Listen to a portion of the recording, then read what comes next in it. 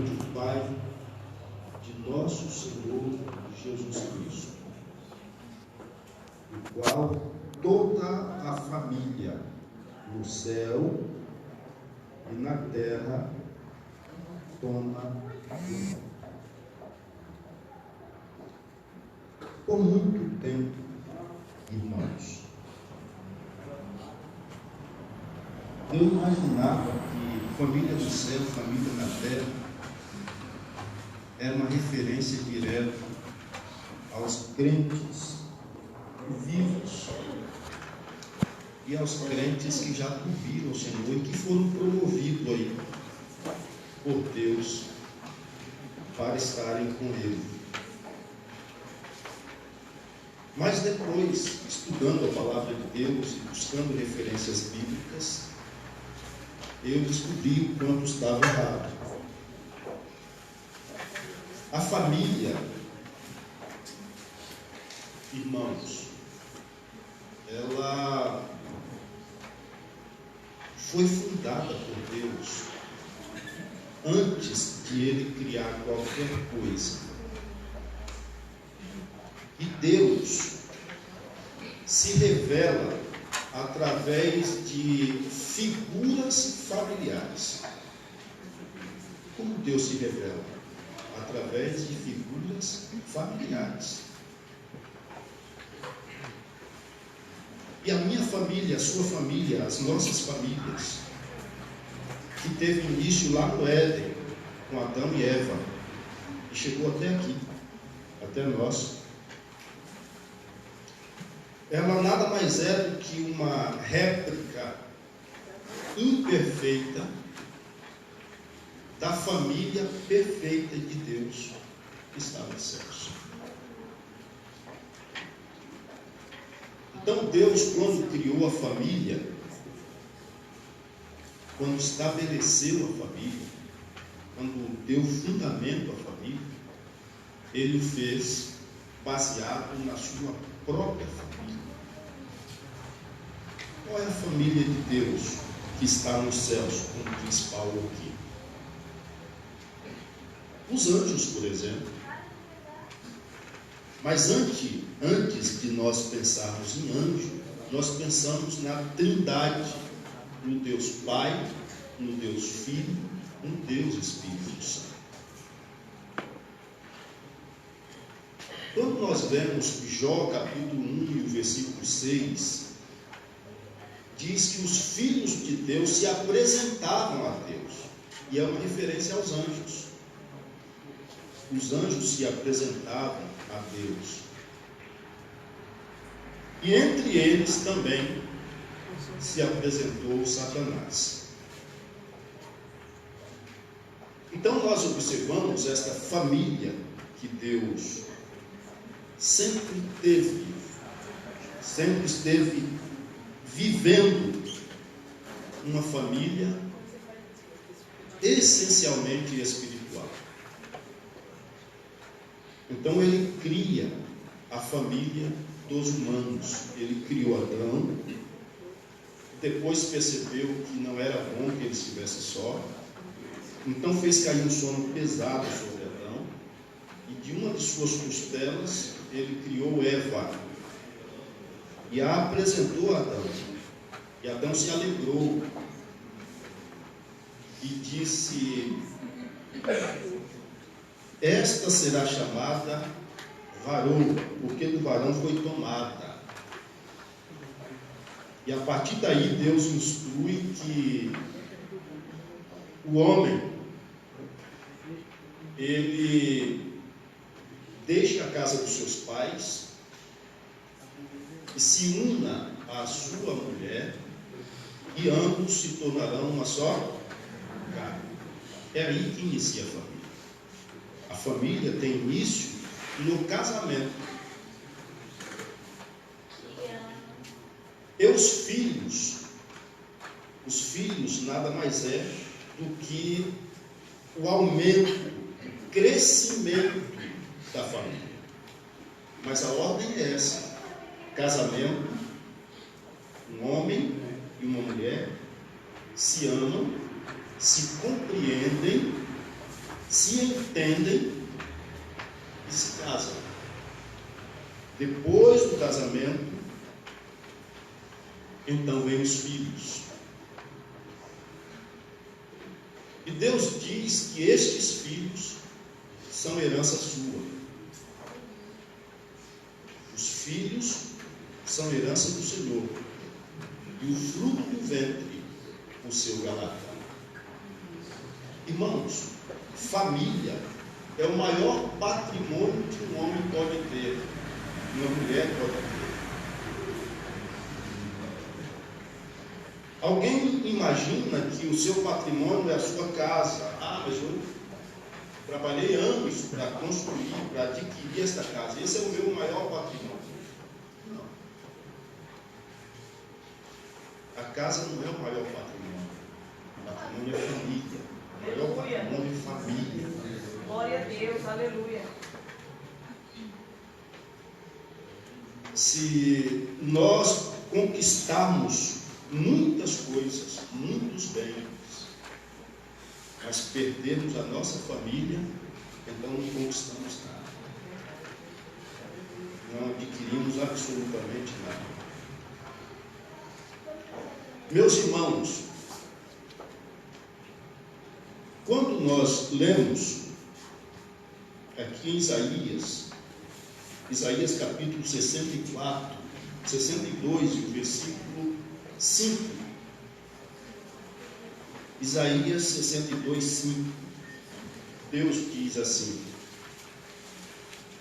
porque como o jovem se casa com a donzela, assim teus filhos se casarão contigo.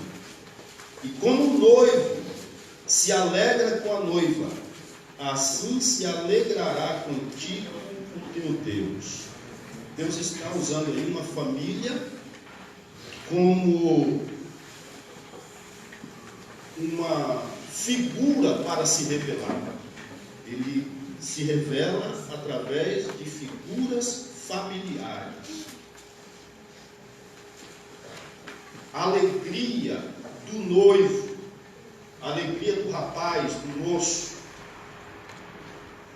em encontrar uma esposa. Deus diz que assim, da mesma forma como o noivo se alegra com a noiva, assim se alegra contigo o teu Deus. Qual é a alegria, irmãos? Nós temos visto muito tipo de alegria. Tem pessoas que se alegram mais com a festa, com a festança que faz, do que com o casamento propriamente dito. A festa, irmãos, não representa absolutamente nada. A festa é sonhos que depois podem se tornar pesadelos. Toda festa, por mais boa que seja, por mais completa que seja, sempre tem alguém que sai falando mal.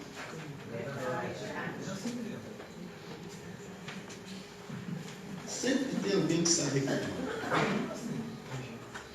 Então a preocupação não é com a alegria da festa.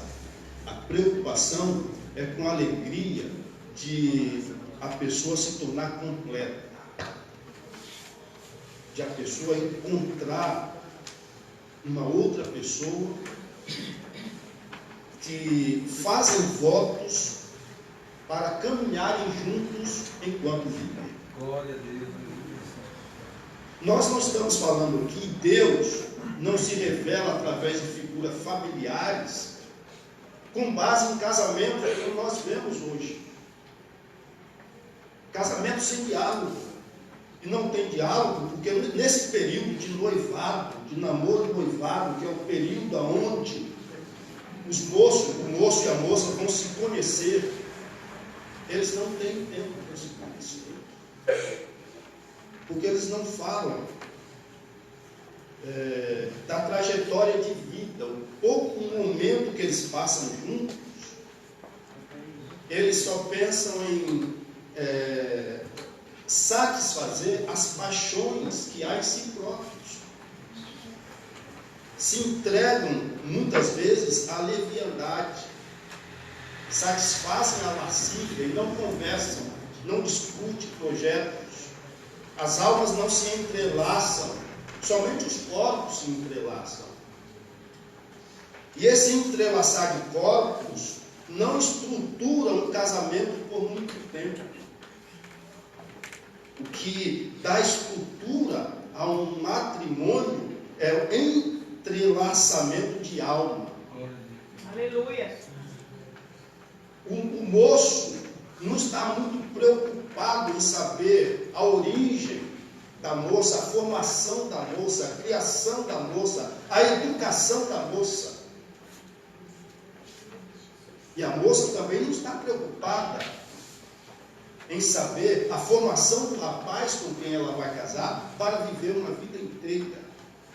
Nós encontramos a nossa sociedade,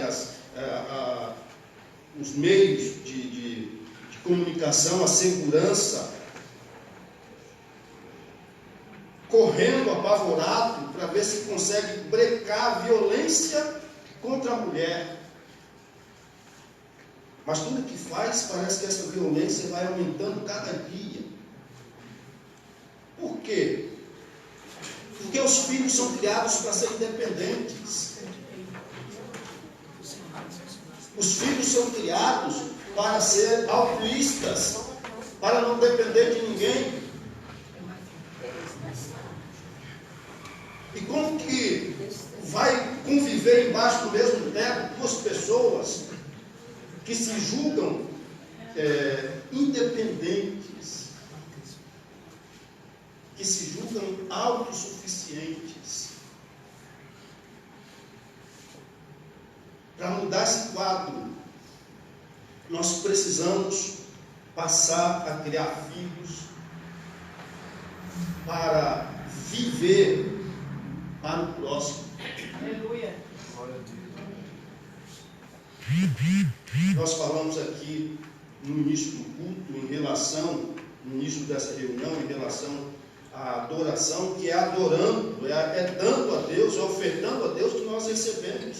Glória a Deus. Aleluia, Jesus. Isso serve para todas as nossas relações. É aprendendo, irmãos, a se completar com o outro. Os seres humanos são diferentes. Não existem duas pessoas exatamente iguais. Mas todos são completos. Então, o que falta em mim está na minha cara metade. Ela vai me completar. Aleluia. O que falta nela está em mim. Aleluia, Jesus. Então, é assim que Deus vai nos abençoando e nós vamos crescendo em família. E nós, irmãos, nas nossas mãos está a solução para essa sociedade que nós vivemos.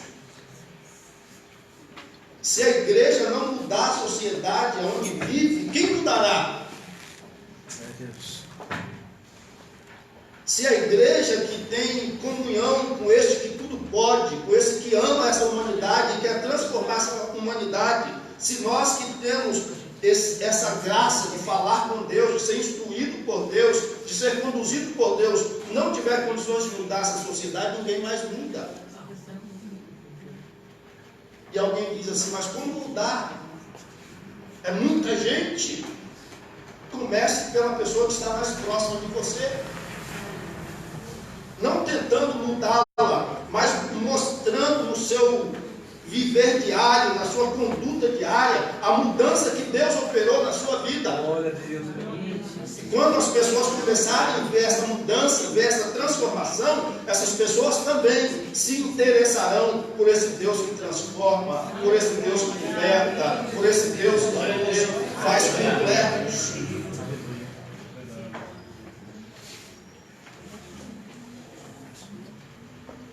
Então esse texto, irmãos, Deus vai se revelando aqui. Quando nós lemos Isaías 49, versículo 15, por exemplo, porque pode uma mulher esquecer-se tanto do filho que ama, que se não compadeça dele, do filho do seu ventre, mas ainda que esta se esquecesse, eu todavia não me esquecerei de ti. O que Deus está revelando aqui? Para que nós possamos compreender, Ele está dizendo: olha, a mãe é sinônimo de doação. A mãe se doa pelo filho. Aleluia. Tenho ouvido vários testemunhos de mães que o médico diz: olha, se você não tirar essa criança, você corre risco de morrer. Mas ela bate o pé, não tira a criança, e Deus coloca as mãos e vive mãe e vive filho. Ela se doa. E o nosso Deus, irmãos, Ele nos ama de tal forma que, vendo-nos perdidos, caminhando a passos largos para a perdição, sem nenhuma condição de retornar a Ele, Ele se doa. Ele doa o seu próprio filho, porque Deus amou o mundo de tal maneira que Deus deu o unigênito para que todo aquele que nele crê não pereça, mas tenha vida eterna. Então Deus se revela através de figuras familiares, assim como a mãe se compadece do filho, eu me compadecerei de ti. Glória a Deus, aleluia. Uma mãe esquecesse do seu filho, que amamenta, que gerou no seu ventre, aí Deus diz: ainda que isso venha acontecer, ainda que essa mãe venha se esquecer do filho, eu todavia não me esquecerei de ti.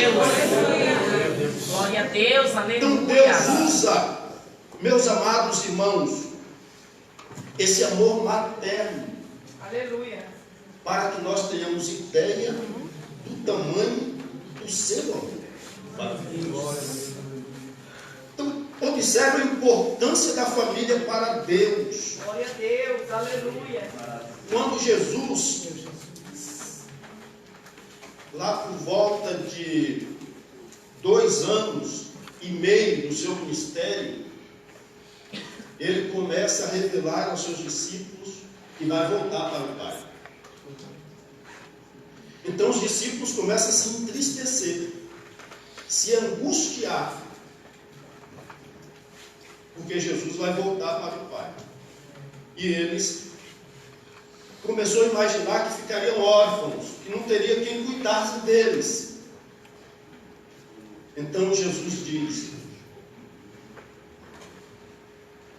eu vos enviarei o outro Consolador, que estará convosco para sempre, o Espírito de verdade que o mundo não conhece, mas que vocês conhecem, porque está em vós, porque habita em vós.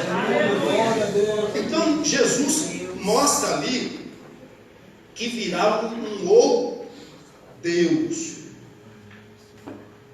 com as mesmas características, com a mesma essência. E este Deus que virá, Ele é o Consolador, Ele é o Paracleto, é aquele que consola.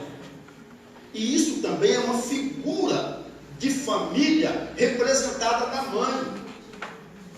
Quando o filho toma um tombo, antes de ele chegar no chão, ele já grita: mãe! Ele nunca grita pelo pai,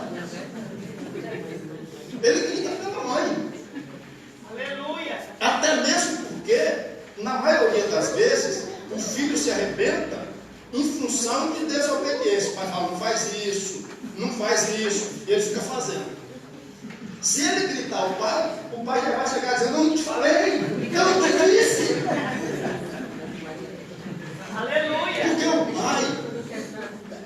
quando vê o cidadão se afogando, ele fica falando: pô, você não deveria ter aprendido a nadar, rapaz? Com tanto tempo. Você não aprendeu a nadar até hoje? E o moleque se afogando lá. A mãe já vem correndo com a boia. Joga a boia. Se não tiver boia, ela pula na areia. Aleluia. A mãe, aqui, irmãos, ela é representada, a mãe, na família. É aquela que consola. É aquela que dá carinho. É aquela que abraça. Deus disse para nós que Ele enviaria um Deus para estar conosco, que é como uma mãe que nos consola, que nos entende, que nos ajuda, que nos abraça, que luta por nós, e que se Glórias a Deus, aleluia. Pisa no espinho, Ele entra no fogo, Ele passa pelas águas. Glória a Deus, aleluia. Nós somos vencedores. Esse é o Deus que nós servimos. Glória a Deus, aleluia. Ele vai se revelando a nós através de figura familiar.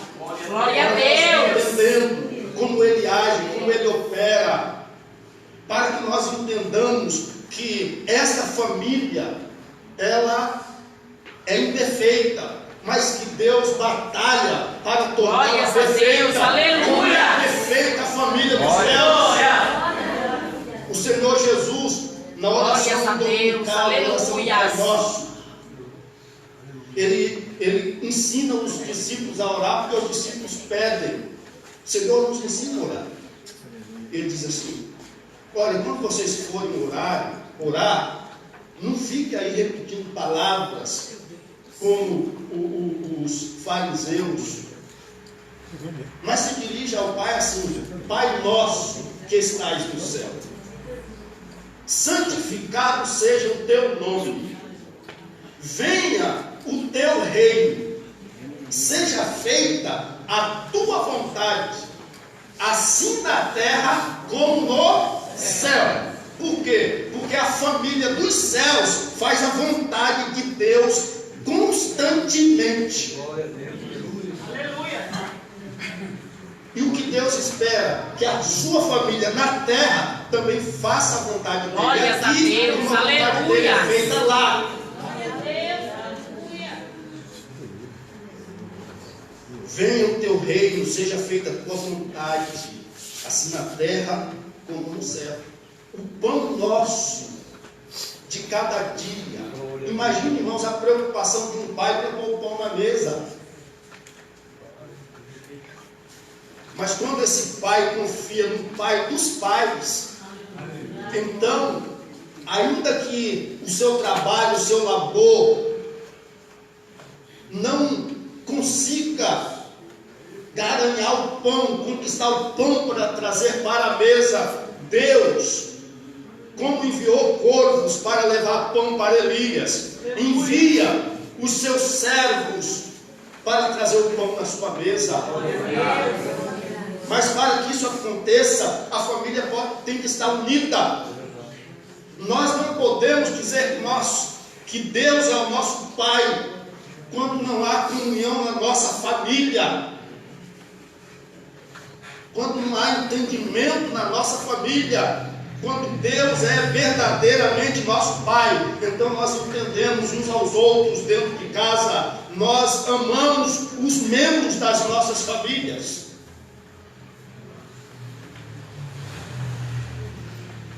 Meus amados irmãos, nós encontramos em Mateus, capítulo 3, e o versículo 17, Jesus ali estava com 30 anos de idade, quando é batizado por João. 30 anos de idade. E quando ele se batiza e está saindo das águas do Jordão, o Espírito Santo de Deus desce sobre ele em forma corpórea de uma pomba. Aleluia. Que somente João viu. O que Deus disse para João que aquele sobre quem ele visse descer o Espírito Santo em forma de pomba, esse seria o que batizava com o Espírito Santo. E João viu, quando Jesus está saindo, João vê o Espírito descendo sobre o Senhor Jesus. Mas de repente, irmãos, aconteceu algo esplêndido, maravilhoso. Os céus se abriu. E aí não foi só João que ouviu. Todas as pessoas que estavam lá ouviram como um trovão. Era Deus dizendo: este é o meu filho amado, Glória a em quem Deus. me compraste. Glória a Deus, aleluia. Imagine, irmãos, cidadão com 30 anos, e o pai dizendo: esse é o meu filho amado, em quem me compraste. Como os pais de hoje dizem para o menino que tem aí 2 anos, 1 ano, 3 anos. Quando o menino chega com 5 anos, diz: você não é mais criança, você tem que agir como um homem. Que é isso? O que está acontecendo? Eu já falei para você tantas vezes, você não dá ouvido, você é um desobediente, você não se importa, eu não sei o que vai ser de você. Se você continuar assim, você vai ser um José ninguém, um João ninguém, você é um peão perdido. E o que você espera da sua família? O nosso Deus chega para o seu filho com 30 anos e diz: este é o meu filho amado. Oh, glória a Deus, aleluia. Glória a Deus, Ah, aleluia. pastor, mas o meu filho já tem 20 anos, ele já se vira sozinho. Não, você tem que dizer para ele que ele é o seu filho amado, Aleluia. que ela é a sua filha amada, que você o ama, que você se orgulha dele, que você tem esperança que ele será. Glória a Deus. Aleluia. Glórias a Deus. Aleluia. A morte e a vida estão sob o poder da língua. Meu Deus. Fale palavras amabilíssimas. Mesmo quando o acontecimento diz que precisava fazer um desabafo. Não é família. Então pare, conte até 10 e ordene bênção. Fale a verdade, mas fale a verdade da maneira certa.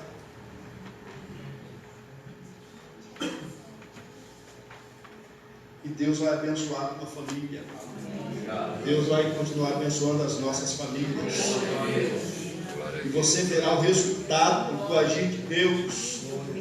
Este é o meu filho amado, em quem me comprazo. Deus está usando aí mais uma figura familiar.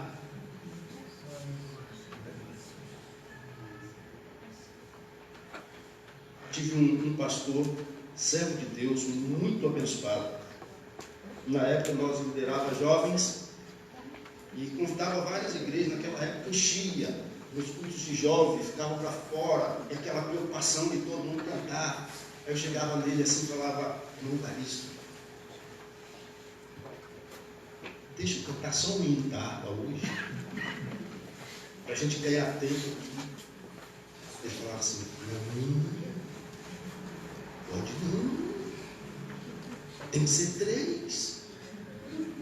É um pai, é um filho, é um Espírito Santo. Aleluia. Glória a Deus. Misericórdia, Senhor. É como que se não cantasse um para cada um deles ficava bicudo. Não, irmãos, existe unidade nos céus. O que você faz para o Deus Pai, você faz para o Deus Filho, você faz para o Deus Espírito Santo. É uma família unida. Quando você dá testemunho que alegra a Deus, os céus entram em festa, os anjos se alegram, glorificam, exaltam o nome do Senhor. A Bíblia diz que quando um pecador se arrepende, existe festa nos céus.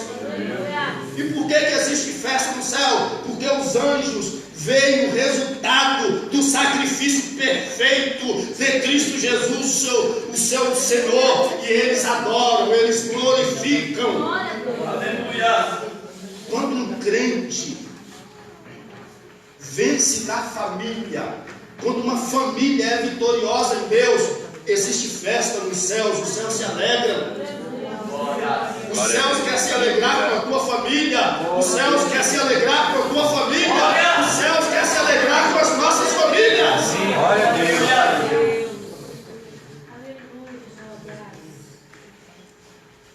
Meus amados irmãos, em Lucas, no capítulo 11, versículo 11 e 12, eu estou lendo aqui, mas quem achar primeiro que eu pode ler também.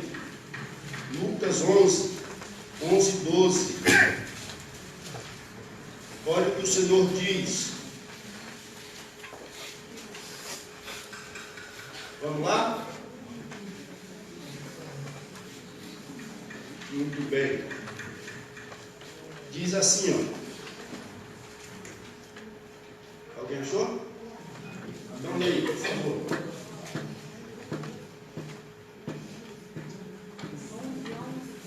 Isso, 11, versículo 11, versículo 12. Qual pai diz de vós que se o filho pedir pão lhe dará uma pedra? Ou também se lhe pedir peixe lhe dará por peixe uma serpente? Ou também se lhe pedir um ovo lhe dará um escorpião? Está vendo? E lá mais para frente ele vai dizer: vós que sois maus, sabeis dar boas coisas aos vossos filhos, quanto mais o vosso Pai Celestial, Ele vos dará o Espírito Santo. Glória a Deus. Meus amados irmãos, é Deus usando a figura familiar.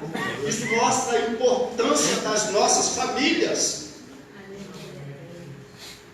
Qual é o pai dentre vós que, se o filho lhes pedir pão, ele dará uma pedra? Ou se o filho lhes pedir peixe, lhes dará uma serpente? Ou se o filho lhe pedir um ovo, ele lhes dará escorpião?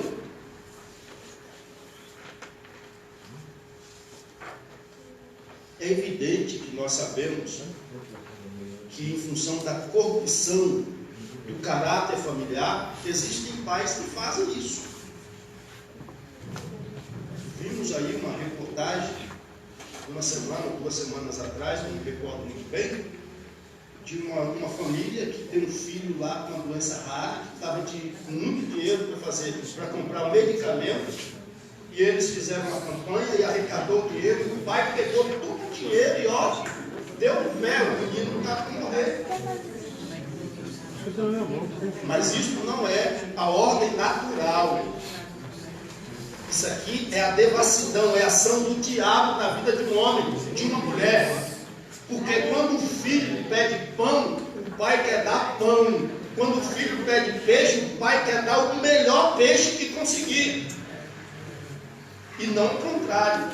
Se nós, irmãos, que não somos perfeitos, a nossa família que não é perfeita, como é perfeita a família de Deus nos céus, agimos dessa forma, quanto mais o nosso Pai Celestial, que é perfeito, que é amoroso e que pode todas as coisas, tudo quanto você pedir em nome do Senhor Jesus, Ele te concede para a glória do seu nome. Ele te concede ainda mais. Oh, glória! O Senhor diz que Ele nos dá o Espírito Santo aos que pedirem.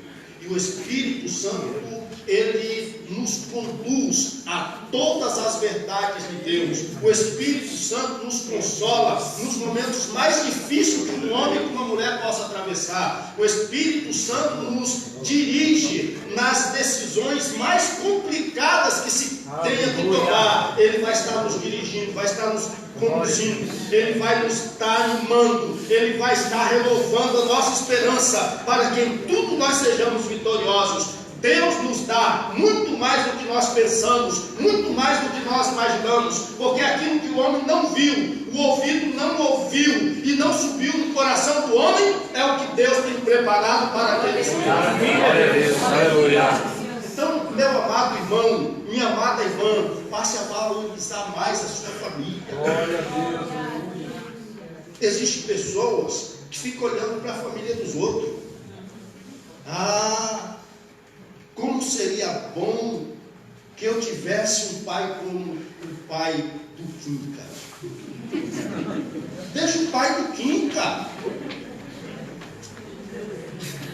Valorize o seu pai. Ah, como seria bom que eu tivesse um filho como o filho do Zebedeu. Deixa o filho do Zebedeu, valorize o seu filho. Glória a Deus, aleluia. Imagina, irmãos, o pai, a mãe, olha no filho dos outros, tá, que menino bonitinho, que menino jeitosinho, que menino inteligente, que menino belo. Aí quando chega no filho dele, seu desajeitado, seu malamanhado, seu bicho feio. Valorize o que é seu, valorize o que Deus te deu. Fala para o seu filho que ele é bonito, fala para o seu filho que ele é inteligente, fala para o seu filho que ele é uma bênção de Deus na tua vida. Glória a Deus, aleluia. Valorize o seu. Em nome de Jesus.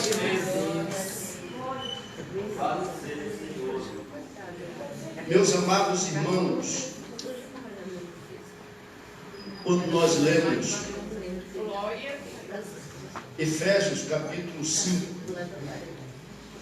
do versículo 25 ao versículo 29, talvez não leiramos todo esse texto, porque o tempo já diz que estamos quase na hora de parar. Mas olha isso. Vós maridos, amai vossa mulher, como também Cristo amou a igreja, e assim mesmo se entregou por ela, para santificar, purificando-a com a lavagem da água pela palavra, para apresentar a si mesmo igreja gloriosa, sem mácula, nem ruga, nem com coisa semelhante, mas santa e irrepreensível. Assim devem os maridos amar sua própria mulher, como o seu próprio corpo. Quem ama a sua mulher, ama a si mesmo. Porque nunca ninguém aborreceu a sua própria carne. Antes a alimenta e sustenta, como também o Senhor à igreja. As irmãs se aborrecem muitas vezes quando nós falamos de submissão, porque o texto diz que as mulheres precisam ser submissas aos seus maridos, ao seu marido, porque assim como Cristo é o cabeça da igreja, o marido é o cabeça da esposa. Agora, a exigência mais pesada é para os maridos. Quando nós falamos da palavra submissão,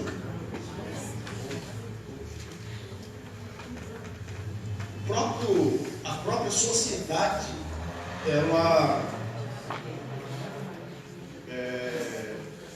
trouxe uma ideia pejorativa sobre a palavra submissão. A palavra submissão é composta por duas palavras latinas.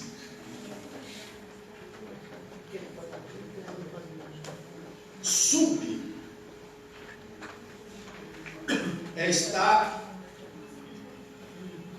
sob, está envolvido, está dando sustentação, está sendo base. Essa é a ideia. E não o fato de estar por baixo, de estar submersa, de estar submetida. escravizada,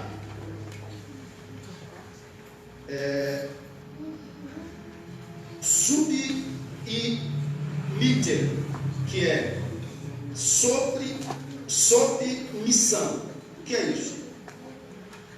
A missão foi dada ao marido. O marido tem uma missão. Qual é a missão do marido?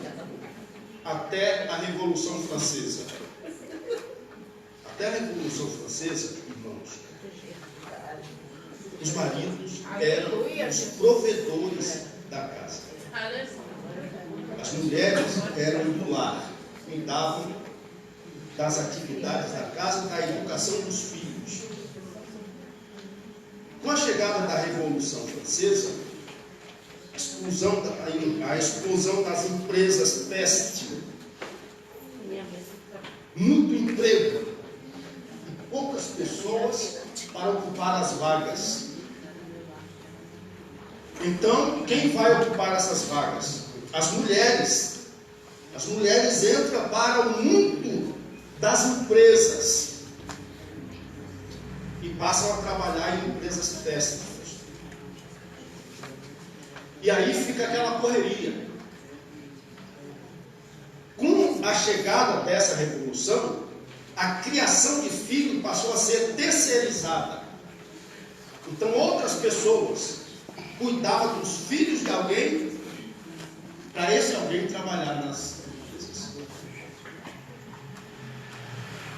E a partir daí, com o passar dos anos, as mulheres começam a lutar por igualdade. Por igualdade. E tudo aquilo que seria, a Bíblia chama de auxiliar, de adjutora, de estar do lado, de estar ajudando, isso passa a ser visto como algo repugnante, algo escravocrata. Mas a palavra de Deus aqui, quando ela fala de submissão, ela está falando que a mulher, ela deve ser a pessoa que estará auxiliando o marido em toda a missão que Deus entregou para ele. Deus não criou a mulher para estar embaixo, senão teria tirado a mulher do pé do homem.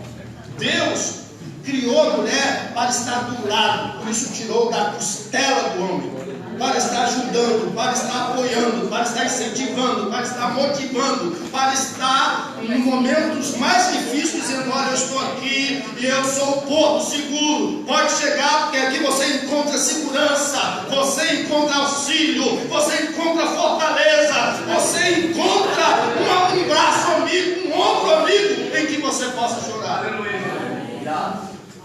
Essa, irmãos, é a função da mulher no casamento.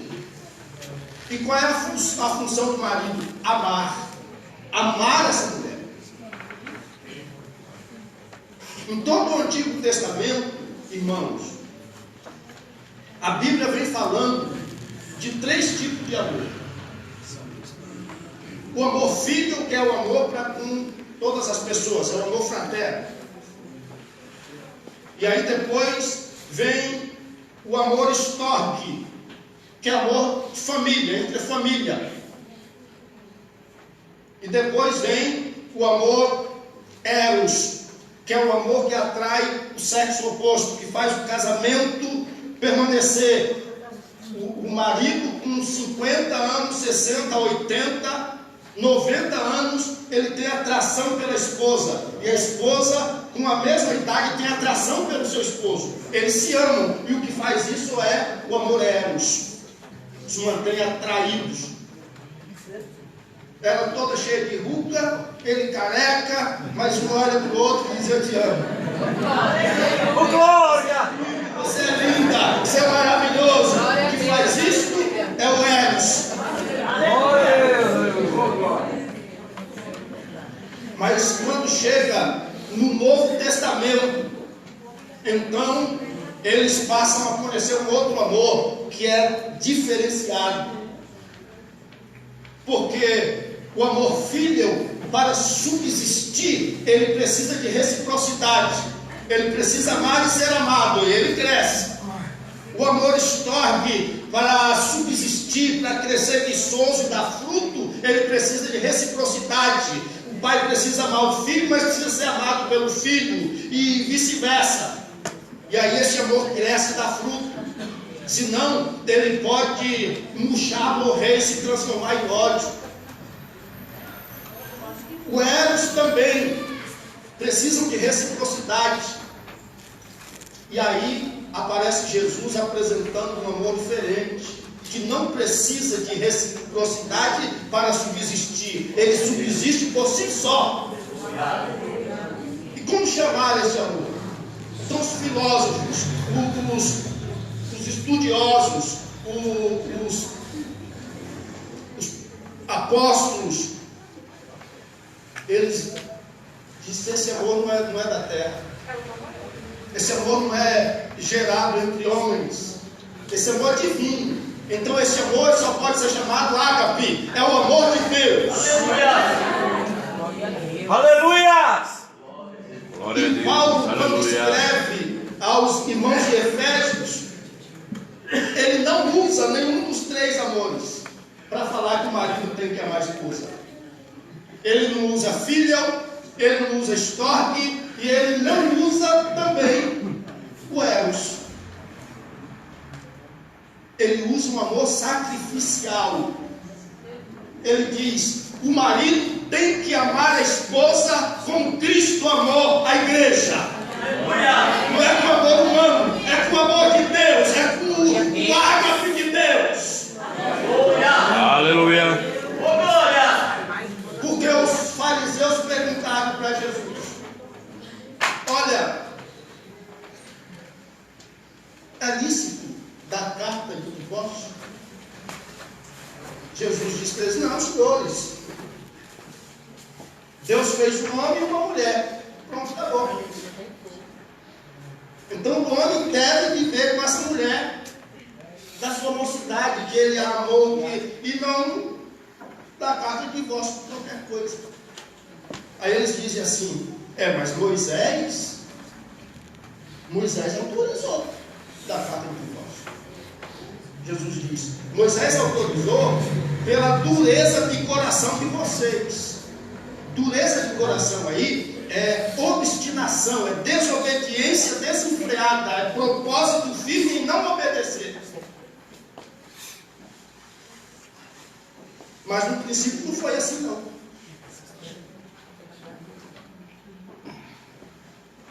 E aí, irmãos, Jesus vai dizer que o homem, ele precisa viver a vida inteira com a sua mulher. É evidente que em função da depravação, desta criação que as pessoas acharam que são independentes, que não devem dar satisfação para ninguém, às vezes tem casos que são insustentáveis. Eu já tive questão de ficar até meia-noite, 3 horas da manhã, conversando com o casal. Eu já cheguei a ponto de dizer para o cidadão, depois de muito tentar costurar a situação sem sucesso, dizer para ele: ó, meu irmão, é o seguinte, ou tu te separa dessa mulher agora, ou tu escolhe uma outra igreja para congregar, não é mais aqui não. Que era uma perturbação. O pessoal passava na igreja e falava: os crentes aí que é assim, assim, assado. E tudo que acontecia lá, o pessoal falava que os crentes eram daquele jeito.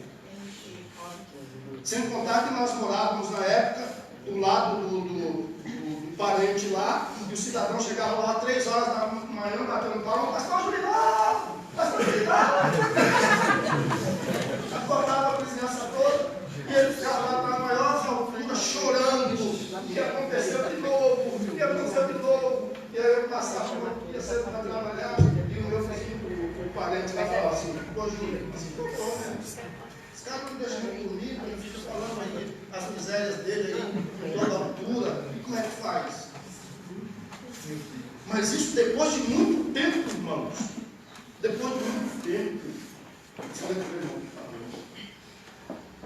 eu vou e nem inferno. Porque não tinha mais jeito mesmo, a coisa estava difícil. Mas o que Deus tem para as famílias é diferente de tudo isso. Deus nos deu o Espírito Santo que gera em nós o seu ágape. E esse ágape nos leva a amar.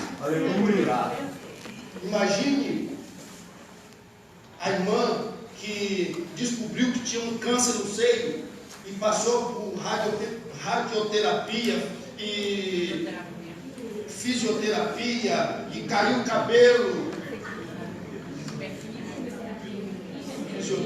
Quimioterapia. Também não estou falando com quem entende. Irmãos, e o marido olha para ela e diz assim: você está mais linda do que nunca. Isso é o Espírito de Deus que gera no marido, que gera na mulher, para atravessar os momentos mais difíceis. E os filhos veem isto e são fundamentados, alicerçados nisto. Aleluia. E prosseguem adorando, bendizendo e dando testemunho da grandeza de Deus. Irmãos, vamos prosseguir firmes, vamos lutar pelas nossas famílias, vamos dobrar os nossos joelhos diante de Deus em oração, como disse Paulo, assim como a família de Deus nos céus é abençoada, a família de Deus, a minha e a sua, aqui na terra, ela precisa ser abençoada também. Não desanime, não desista do seu filho, não desista da sua esposa, não desista do seu esposo, não desista, porque Deus não desiste de vocês. Aleluia. Vamos colocar no Senhor. Aleluia, Senhor. Coloque sua família diante de Deus, meu irmão, minha irmã, desta hora. Deus tem uma coisa nova. Deus está operando na tua família. Senhor Deus, Pai bendito, Pai amado, nós te adoramos agradecidos, porque Tu é o Deus da família. Tu és o Deus que estabeleceu a família para ser vitoriosa. Tu estabeleceu a família para vencer todos os ardis e retaliações do inferno. E nesta hora, Pai bendito, nós levamos diante de Ti cada uma das famílias aqui representadas nesta noite, Senhor. Aleluia. Te lembramos de todos esses ataques que é deferido contra a família. E algumas das famílias aqui representadas, Deus, sofrendo fortes ataques do adversário das nossas almas. Mas eu te peço nesta hora, Pai bendito, que a tua mão estendida permaneça para restaurar a família. Lança as barreiras por terra, quebra os laços, desfaz os embaraços, despedaça a gema. Oh Deus, restaura a família nesta noite, para a glória do teu nome. Oh Deus, chega na casa dessa tua filha.